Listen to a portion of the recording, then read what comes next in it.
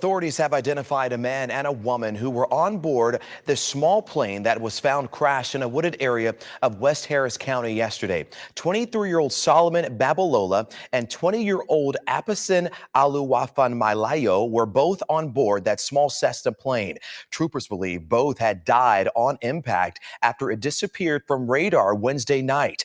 Weather interfered with search and rescue efforts, so they couldn't go into this wooded area until Thursday afternoon. There wasn't a mayday call either, and officials are still trying to figure out exactly what made this plane go down.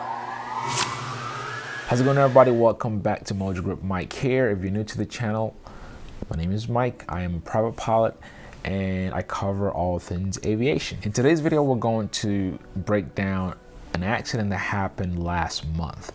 This was in the early month of December 2021. And this is one of those cases that could have been totally avoidable. It was also one of the cases that hit home for me. For those of you who have been following the channel, you know that I am of a Nigerian background, and the pilot in this case also happens to be a Nigerian. And I remember when I found out about this accident, which was a fatal accident, unfortunately. 2 people were deceased in this plane crash. And when I read everything, actually I was waiting to get some updates on this before I make a public video about it. But not much is, changed in terms of details, but the basic stuff is there, which I'll get into. So on December 8th, this was a Wednesday, 7:55 p.m. was recorded that this aircraft took off. It's a Piper Cherokee. I'm not sure what the year of the airplane is or was, but it was a Piper Cherokee 140 or 160. And on board was the pilot in command and a female passenger. Pilot was 23 years old, his passenger 20 years old. And they took off. Now, when we look at the setting here, also the time, and I remember when I found out about this crash, it was a day or 2 days later, and it was pretty crappy weather. And this was in Houston, Texas. But all around the country, I remember it was pretty crappy weather. We had rain all through that week. And so I imagine that the weather wasn't favorable. And now when more details came out, it came out that on that very day of the flight, it was low ceilings, and again, the flight was recorded to have taken off at approximately 7:55 p.m., which also tells me that this was a night flight. Now, here's the kicker. The pilot in command was a student pilot. So 2 major things that jumps out here is a student pilot is not allowed to go solo with a passenger. Now, you can do your solo flight as a student, or if you have your CFR, your instructor, write you off on your logbook to take a solo flight somewhere. And generally speaking, legally, a solo flight is just by yourself. And you're not allowed to carry passengers as a student pilot. So two things that jumped out here. Also, it's a night flight, low ceilings. Could have been totally avoided, but that's not what happened here. So the student pilot took off with a female passenger, and it was believed about roughly 2 minutes or so after takeoff, the airplane, that was the last communication with the airplane, and it basically crashed just shortly after takeoff. Now, we don't know yet if it was, a mechanical failure with the airplane or if something happened, but just gathering what we know so far, which was bad weather, low ceilings, and also nighttime. Like, you have all these things working against you. Even as a certified pilot with over 200 hours, I would never take off in that type of weather. But also, I feel like a student pilot may not have known better. I'm not sure how many hours the student had, but it was clear that that night he made the very, very wrong judgment, which unfortunately cost him his life and cost the life of his friend as well. Now, let's step back a little bit. When you're a student pilot, and I've been there myself, it is this get there-itis, right? You want to finish up. And I remember I had some of this. Now, my story I've shared publicly on how my training went. But when you're a student pilot, especially one who is excited and eager to finish, you can get impatient. And I imagine that this played a factor also in this flight. Now, the other thing I didn't mention is the fact that the airplane in question here belonged to the pilot. So he had bought his own airplane, and that's why he had access to it. Now, this also makes me think twice about the advice that I give publicly when I make these videos. If you follow me long enough, you know that I'm a big advocate for owning your own airplane that you use for training. I've always said that if I can go back, one thing I would change about my training is I would have bought my own airplane and trained in it. But I never think of things like this happening, because I imagine that the only reason, or one of the main reasons why this pilot was able to take off is because they had access to an aircraft. No way on this planet will a flight school or anyone at a flight school give the keys of an aircraft to a student pilot to go fly solo, let alone just go fly solo with another person. So I imagine if you were renting the aircraft you use for training at a flight school, they will never let you just take a passenger with you and go on a solo flight on a day that's low ceilings and dark. I don't see that happening. But if you own your own airplane, obviously you have control, you have access.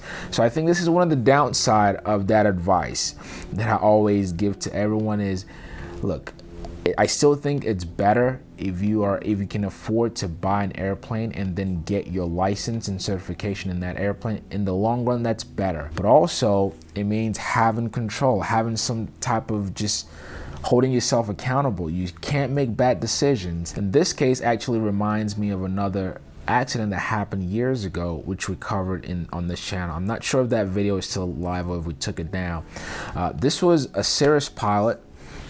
Some guy who obviously well-to-do, and he wanted to learn how to fly. And of course, he went for the most expensive plane in its class. But unfortunately, during his training, he inhabited so much of the 5 characteristics of just hazardous habits for pilots. Because of those reasons, he could not get checked off. He would not get the pilot certificate. Either he's failing the check ride or the training is not just going well. Long story short, this man never actually got a pilot's license for reasons known to him. But he had already bought an airplane. It just so happened that he started flying that airplane without having any certification. Or I imagine that he had already started flying that airplane because on the day of where the fatal accident happened, he took his 6 or 8-year-old son with him, and just shortly after takeoff, stalled the airplane, and boom, both lives gone. Just wasted that kid's life on a bad decision.